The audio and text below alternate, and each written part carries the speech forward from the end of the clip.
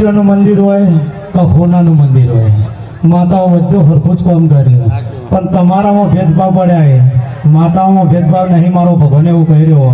સભાવાળો દુનિયાનો વખો કદાચ પડ્યો હોય ઘરમાં, પણ જો તમારા બાપનું દેરું હોય અને તમારી કુળની માતા હોય એના હાથ પકડો તો તમને કોઈ દાડો હાથ છોડવાના મારો ભગવાન એવું કહી રહ્યો.